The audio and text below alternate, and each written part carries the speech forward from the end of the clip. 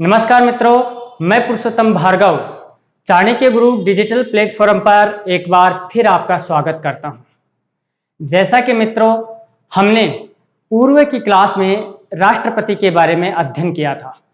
राष्ट्रपति के हमने 52 से और 60 तक के अनुच्छेदों का अध्ययन कर चुके हैं। इसके की आगे की कड़ी में यदि हम अनुच्छेद 61 की बात करें तो उसमें है राष्ट्रपति पर महाभियोग।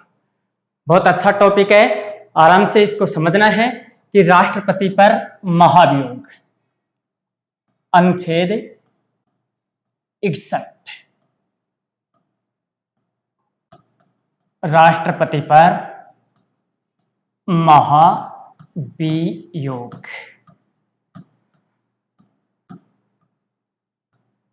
क्या होता है? देखो, संविधान में महाभियोग शब्द का प्रयोग केवल राष्ट्रपति के लिए किया गया है। इसको अच्छे से याद कर लेना है कि संविधान शब्द का प्रयोग केवल राष्ट्रपति के लिए किया गया है और महाभियोग जैसी प्रक्रिया सर्वोच्च न्यायालय के मुख्य न्यायाधीश, अन्य न्यायाधीश, उच्च न्यायालय के मुख्य न्यायाधीश, अन्य न्यायाधीश के ऊपर अपनाई जाती है। लेकिन महाभियोग किसके ऊपर अपनाया जाता है? राष्ट्रपति के ऊपर अपनाया जाता है। अभी राष्ट्रपति के ऊपर जो महाभियोग लगाया जाता है, ये महाभियोग का जो प्रावधान है, ये भारत के संविधान में किस देश के संविधान से लिया गया है? किस देश के संविधान से लिया गया है? अमेरिका के संविधान से महाभियोग का प्रावधान हमारे संविधान में लिया गया है कि महाभियोग शब्द केवल राष्ट्रपति पर लागू होता है। दूसरा, महाभियोग का प्रावधान भारत के संविधान में अमेरिका के संविधान से लिया गया है। मित्रों देखो, हमने पूर्व की क्लास में एक अनुच्छेद पढ़ा था 56। कौन सा अनुच्छेद पढ़ा था? 56। और 56 में राष्ट्रपति का कार्यकाल पढ़ा था हमने। क्या पढ़ा था? कार्यकाल। कि सामान्यतः राष्ट्रपति का कार्यकाल 5 वर्ष होता है, लेकिन कुछ परिस्थितियां होती हैं कि 5 वर्ष पूर्व भी राष्ट्रपति का पद रिक्त हो जाता है। तो देखो कौन कौन सी में, एक तो यो स्वयं वह त्याग पत्र दे दे या फिर मृत्यु हो जाए। एक अनुच्छेद इसी 56 में हमने विशेषकर पढ़ा था कि अनुच्छेद 56 का सेक्शन 1 और इसका भी कौन सा है। इसमें देखो, आप याद करो पूर्व की क्लास को कि हमने क्या पढ़ा था। इसमें 56(1) में इसमें हमने पढ़ा था, यदि राष्ट्रपति संविधान के नियमों का उल्लंघन कर दे तो राष्ट्रपति को 5 वर्ष पूर्व भी महाभियोग से हटाया जा सकता है। इस अनुच्छेद को अच्छे से समझ लेना कि संविधान के नियमों का उल्लंघन करने पर, संविधान के नियमों का उल्लंघन करने पर, नियमों का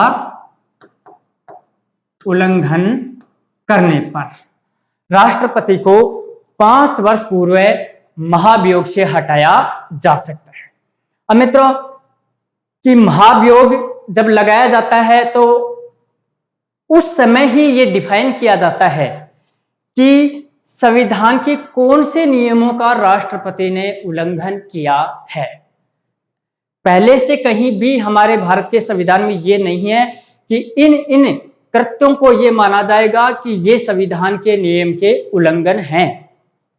ये जब भी डिफाइन होता है जब राष्ट्रपति पर महाभियोग लगाया जाता है कि ये करते संविधान के नियमों का उल्लंघन करते हैं।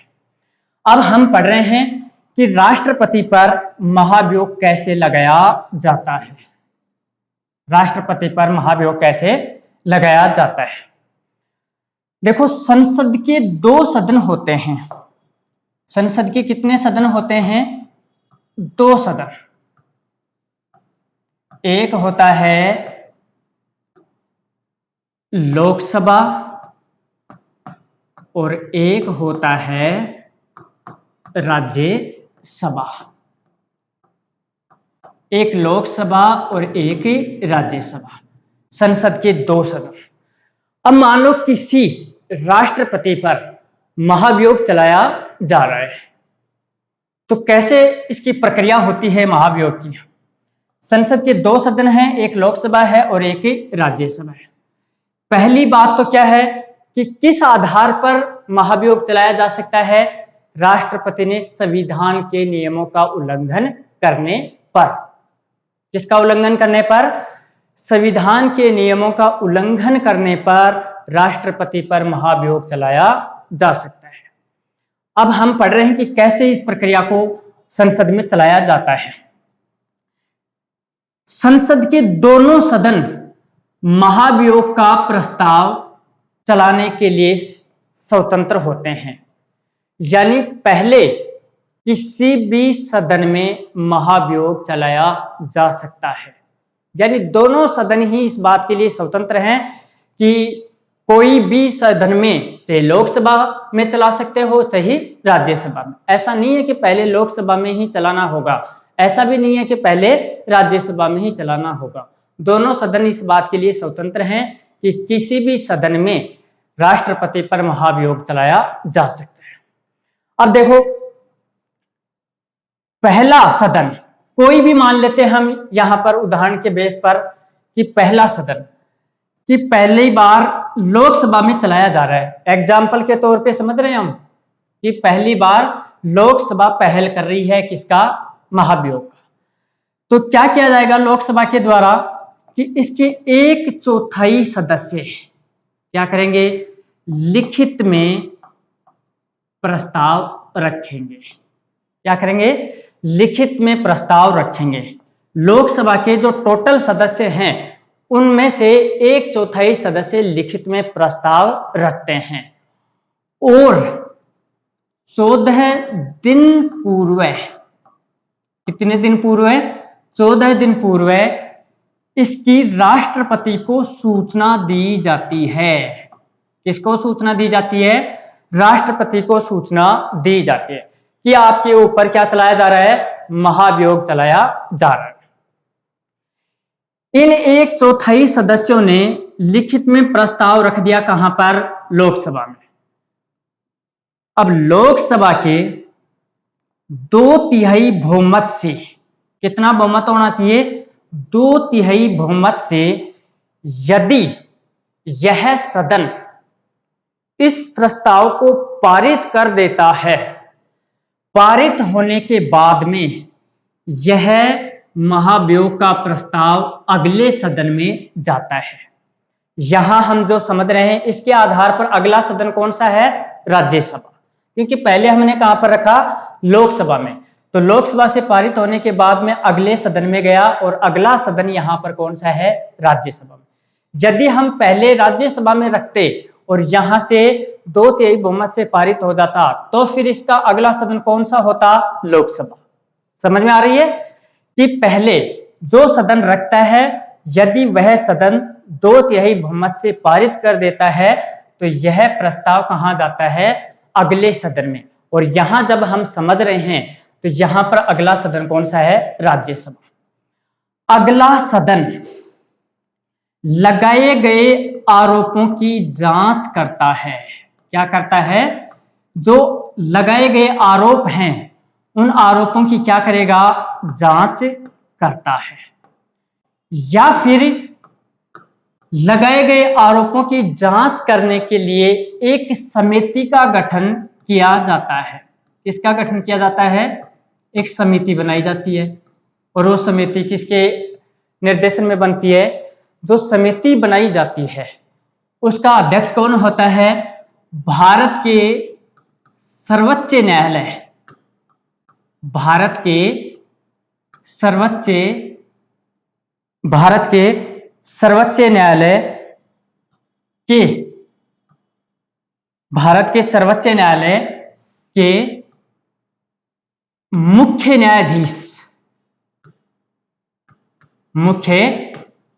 न्यायाधीश के निर्देशन में यह समिति आरोपों की जांच करती है।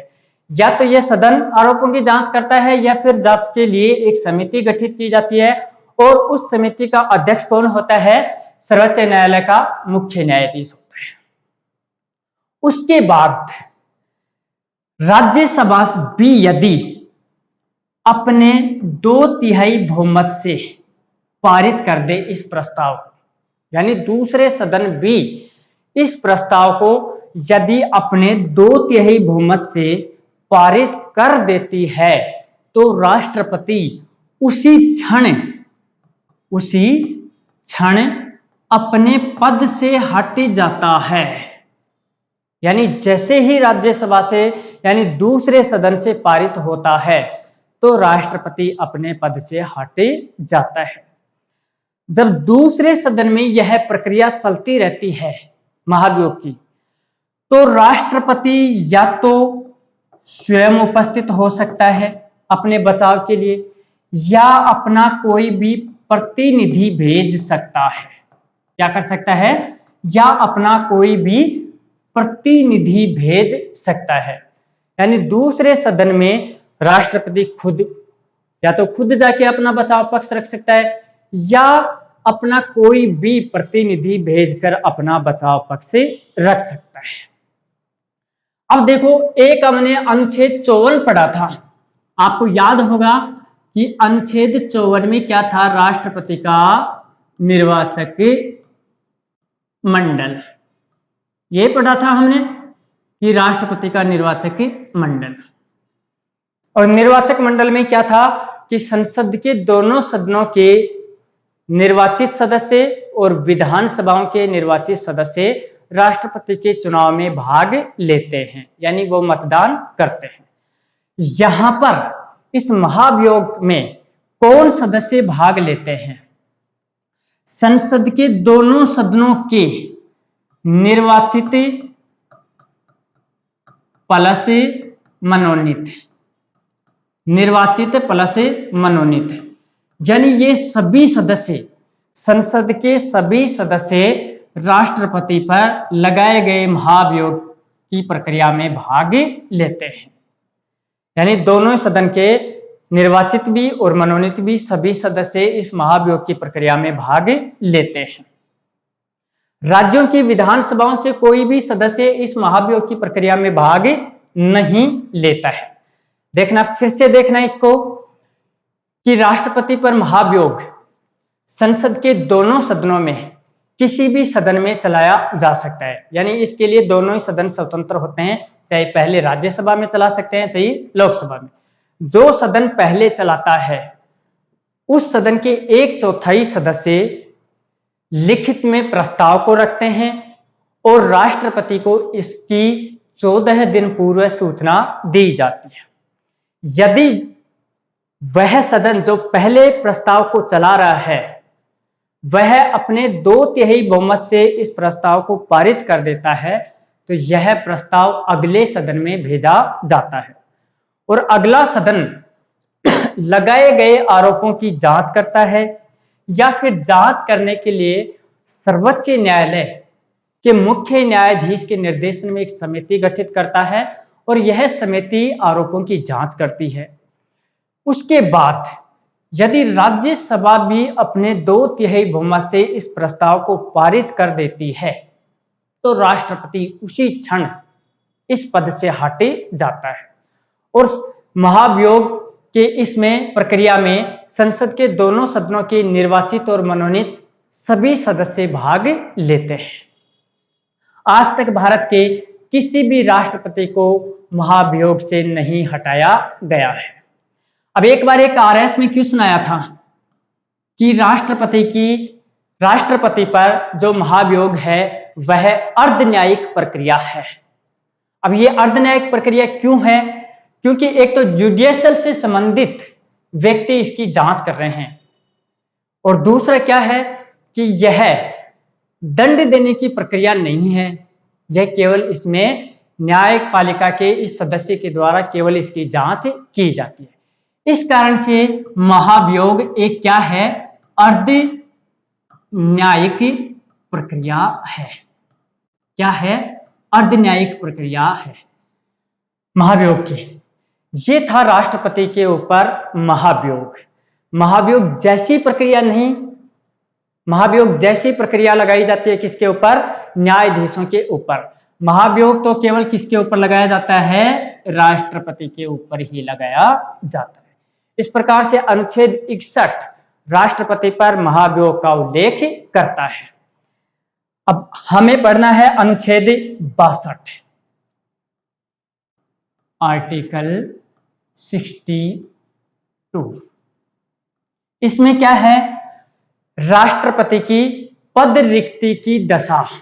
क्या है? पद रिक्ति की दशा। क्या होता है ये? कि राष्ट्रपति का पद यदि किसी कारण से 5 वर्ष पूर्व रिक्त हो जाता है, जैसे कैसे? एक तो मृत्यु हो जाए, या फिर त्याग पत्र दे दे, या फिर उसे महाभियोग से हटा दिया जाए, तो इस दशा में क्या प्रक्रिया होगी, क्या नियम अपनाए जाएंगे? यदि राष्ट्रपति का पद रिक्त हो जाता है 5 वर्ष पूर्व, तो उपराष्ट्रपति कार्यवाहक राष्ट्रपति बनता है। उपराष्ट्रपति कार्यवाहक राष्ट्रपति बनेगा। ऐसा तो है अनुच्छेद 65 में कि उपराष्ट्रपति है वो कार्यवाहक राष्ट्रपति बन सकता है। यह कार्यवाहक राष्ट्रपति 6 माह तक ही पद पर रह सकता है। क्या कर सकता है? 6 माह तक ही कार्यवाहक राष्ट्रपति बना रह सकता है। अगले राष्ट्रपति के लिए 6 माह के भीतर भीतर ही राष्ट्रपति का चुनाव करवाना आवश्यक होता है। ऐसा कौन सा अनुच्छेद कहता है? 62। यानी किसी दशा में, जैसे मृत्यु, त्यागपत्र या महाभियोग से 5 वर्ष पूर्व भी हटा दिया जाए, तो राष्ट्रपति के चुनाव 6 माह के भीतर भीतर ही करवाने आवश्यक होते हैं। यानी कार्यवाहक राष्ट्रपति कितने दिन काम कर सकता है? 6 माह तक ही। ऐसा कौन सा अनुच्छेद कहता है? अनुच्छेद 62 कहता है। एक बहुत इंपॉर्टेंट आर्टिकल है अनुच्छेद 71। बहुत बार इससे क्वेश्चन भी पूछे गए हैं और आगे भी पूछे जा सकते हैं। देखना क्या है? अनुच्छेद 71 क्या कहता है कि यदि राष्ट्रपति के चुनाव में कोई विवाद है, किसके चुनाव में? राष्ट्रपति के चुनाव में यदि कोई विवाद है, तो इस विवाद का निर्णय, इस विवाद का निर्णय सर्वोच्च न्यायालय करेगा। कौन करेगा? सर्वोच्च न्यायालय करता है। यानी राष्ट्रपति के चुनाव में यदि कोई विवाद हो जाए, तो उन विवादों का निर्णय कौन करता है? भारत का सुप्रीम कोर्ट करता है। ऐसा कौन सा अनुच्छेद कहता है? 71 कहता है। एक अनुच्छेद 71 में और प्रावधान है क्या? कि यदि राष्ट्रपति के चुनाव होने हों और किसी राज्य की विधानसभा भंग चल रही हो, या कोई भी संसद का निर्वाचित सदस्य की सीट खाली हो, तो ऐसी दशा में भी राष्ट्रपति के चुनाव संपन्न करवाए जा सकेंगे। यानी मान लो एग्जाम्पल के तौर पर कि राष्ट्रपति के चुनाव होने हैं और किसी राज्य की विधानसभा, किसी भी राज्य की विधानसभा क्या है? भंग है, तो इस दशा में भी राष्ट्रपति के चुनाव करवाए जा सकते हैं। कैसे? ऐसे नहीं कहा जा सकता कि एक राज्य की विधानसभा भंग है और चुनाव संपन्न नहीं करवाए जा सकते।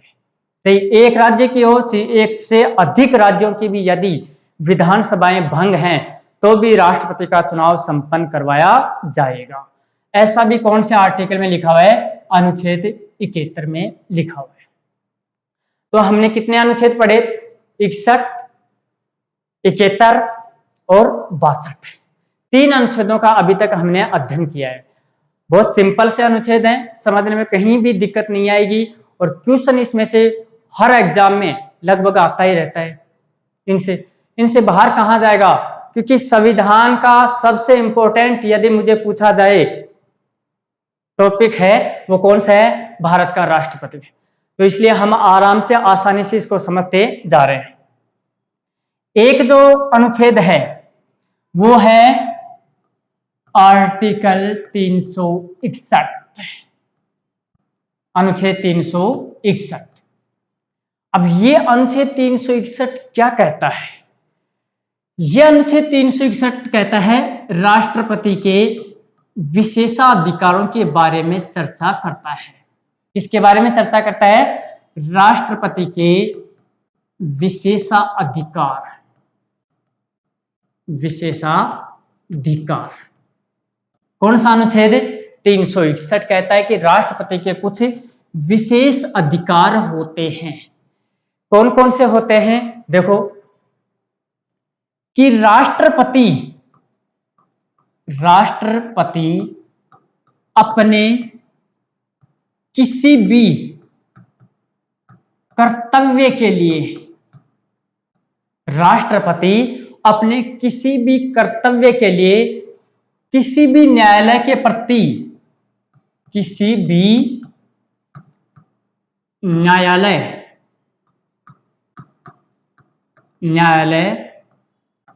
के प्रति उत्तरदायी नहीं होगा। उत्तरदायी नहीं होगा। यानी राष्ट्रपति अपने किसी भी कर्तव्य के लिए किसी भी न्यायालय में उत्तरदायी नहीं होगा।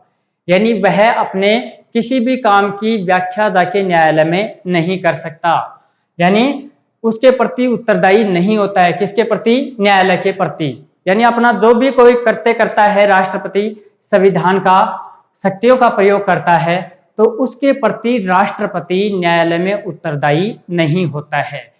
यह अनुच्छेद 361 में राष्ट्रपति का विशेषाधिकार है कि राष्ट्रपति अपने किसी भी कर्तव्य के लिए किसी भी न्यायालय के प्रति उत्तरदायी नहीं होगा। दूसरा जो विशेषाधिकार है वो क्या है कि कोई भी न्यायालय, भारत का चाहे सुप्रीम कोर्ट हो चाहे हाई कोर्ट हो, कोई भी न्यायालय राष्ट्रपति के गिरफ्तारी का आदेश नहीं दे सकता है। आदेश नहीं दे सकता है। यानी कि भारत का कोई भी, चाहे हाई कोर्ट हो, भारत का चाहे सुप्रीम कोर्ट हो, वह राष्ट्रपति के प्रति गिरफ्तारी का आदेश नहीं दे सकता है। ये विशेष उसके क्या है? अधिकार हैं राष्ट्रपति के, कि न तो राष्ट्रपति अपने कर्तव्यों के प्रति किसी न्यायालय में उत्तरदायी होगा और न ही कोई न्यायालय राष्ट्रपति के गिरफ्तारी के आदेश दे सकता है। तीसरा इसी में क्या है विशेषाधिकार में, कि राष्ट्रपति पर कोई भी फौजदारी, राष्ट्रपति पर कोई भी फौजदारी मामला अर्थात केस न्यायालय में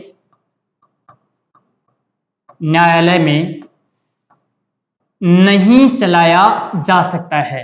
नहीं चलाया जा सकता है।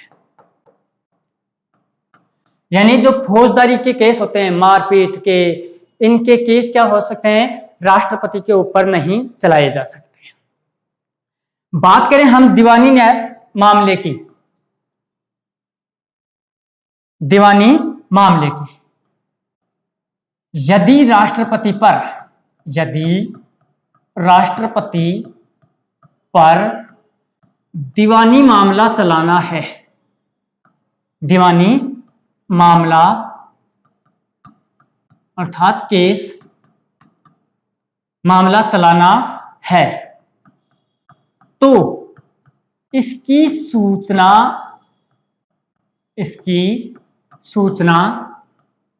राष्ट्रपति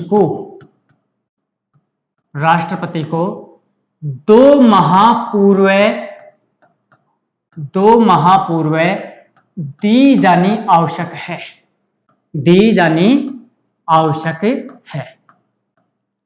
यानी यदि राष्ट्रपति पर दीवानी मामला चलाया जाना है तो इसकी सूचना राष्ट्रपति को कितने माह पूर्व दी जाएगी? 2 माह पूर्व इसकी सूचना दी जा सकती है। तो फौजदारी मामला तो किसी भी न्यायालय में नहीं चलाया जा सकता। यदि दीवानी मामला चलाया जाना है तो इसकी राष्ट्रपति को 2 माह पूर्व सूचना दी जाएगी। इस प्रकार से अनुच्छेद 361 में राष्ट्रपति के विशेषाधिकारों का उल्लेख किया गया है। एक तो पढ़ा हमने कि राष्ट्रपति अपने किसी भी कर्तव्य के लिए किसी भी न्यायालय में उत्तराधिकारी या उत्तरदायी नहीं है। दूसरा क्या है कि कोई भी न्यायालय राष्ट्रपति के खिलाफ गिरफ्तारी का आदेश नहीं दे सकता है। तीसरा क्या है, राष्ट्रपति पर कोई भी फौजदारी मामला नहीं चलाया जा सकता है। चौथा इसमें क्या है, यदि राष्ट्रपति पर दीवानी मामला चलाना है तो इसकी सूचना राष्ट्रपति को 2 माह पूर्व दी जाएगी। इस प्रकार से आज की क्लास में हमने कुछ महत्वपूर्ण अनुच्छेदों के बारे में जानकारी प्राप्त की है। आशा और उम्मीद करता हूं कि आपको ये वीडियो बहुत अच्छा लगेगा और चाणक्य ग्रुप डिजिटल प्लेटफॉर्म को आप ज्यादा से ज्यादा सब्सक्राइब करें, शेयर करें और लाइक करें और कमेंट करें। धन्यवाद।